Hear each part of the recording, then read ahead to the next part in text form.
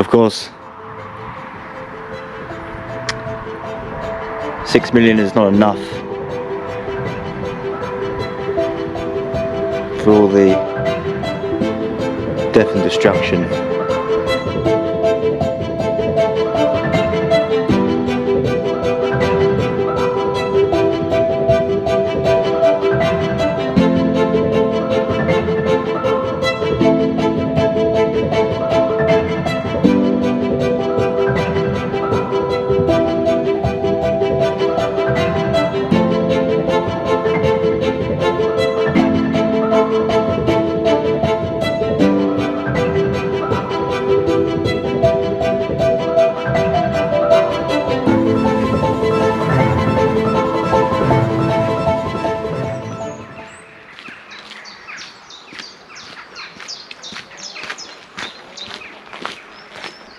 So now I've left the kind hospitality of Michel and Pablo in their chateau. I'm on the road to Utah. On the way there's Auckland, and there's perhaps La Fière, Saint-Mère-Église. All these places, very important battles occurred, and today I'm going to visit the cemetery at Auckland. And yeah, the discovery of Normandy, Cotentin, the battle sites of the Second World War, is well underway.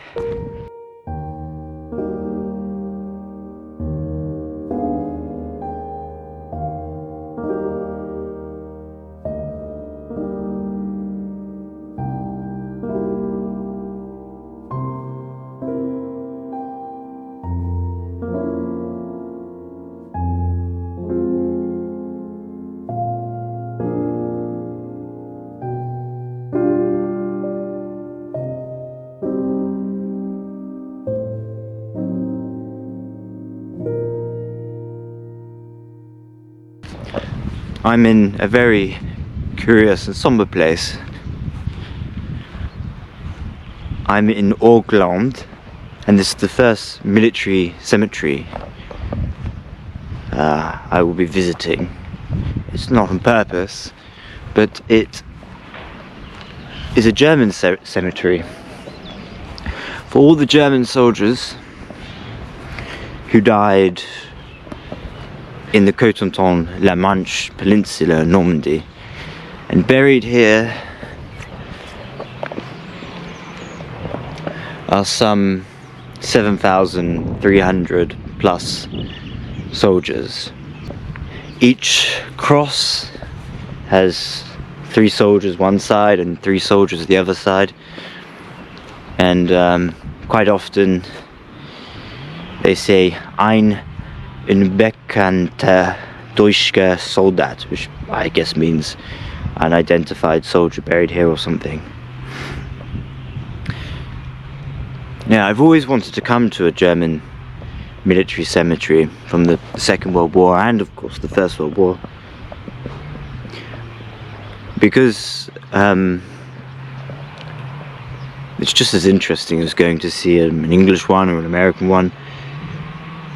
You know, these soldiers were the same fighting age as the ones they were facing. I mean, if you look here, you know, over there, 19 years old. What's that? 25 years old. 21 years old. Well, he's much older. These are older chaps. Yep, 21. 45. That says GF Arthur Schmidt. 23 years old, 34, 22, 18 years old, 19 years old, 19 years old. Yeah, so most of these people here are boys. Young men, younger than me, much younger than me. And you can't really blame the soldiers so much, unless they individually did something bad. These chaps died by shelling, by gun wounds, by fire, all sorts of things. Terrible.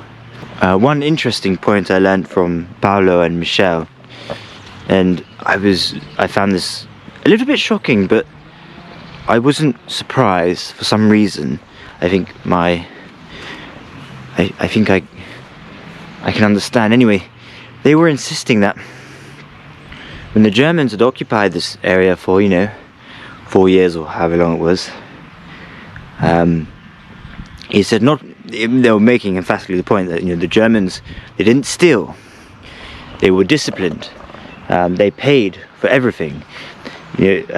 Paolo was saying the eggs they paid for, the milk they paid for, everything. And then he went on to say the locals here in Normandy, behind all the cemetery, the statues, the plaques that says liberations, the locals have a very different take on the Battle of Normandy with concerns to the Americans. And he made this point, not the Canadians, not the British, because he said they had discipline. He said, and Michel, that the Americans were particularly bad with their discipline concerning the property of civilians, and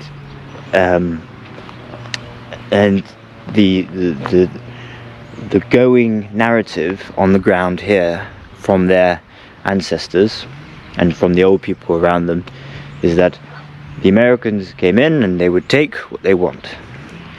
Now I am just reporting that. I'm not making a judgment on the veracity of the statement, but it's something to talk about. Anyhow, it's interesting to sort of see it from another perspective. I'm going to spend a little while reading the names and looking at the dates of birth and when they died, and sort of figuring out where they might have been in my head. But yeah, if any Americans are there, I don't mean to offend. I just mean to tell what I've heard, basically.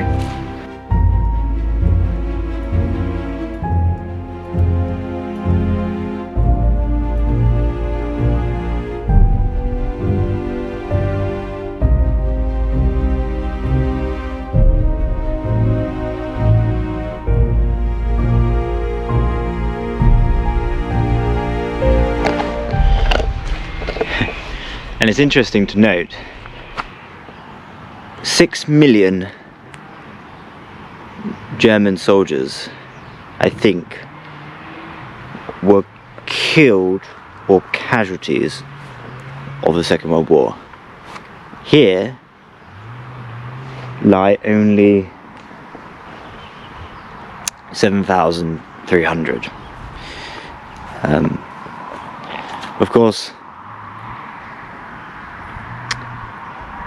6 million is not enough for all the death and destruction that the German nation caused, is it? But there's no such thing as enough, is there, with these things? There is no such thing as an eye for an eye.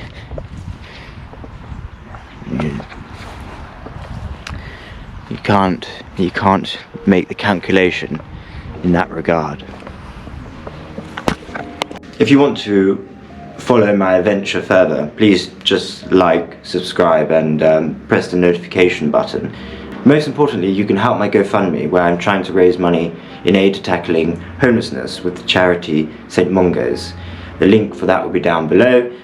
Obviously, you can go follow me on Instagram at A Folly in France or at Dominic de Bonhomie. A Folly of France follows this journey in France, and the other one is just me, Dominic de Bonhomie.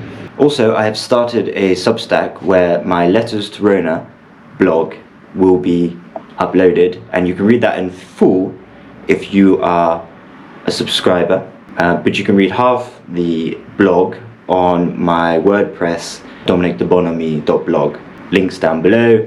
And if you're feeling really kind and you like the video so much, go to my Patreon and you can support me there. 15% of all money on there will go towards my fundraising.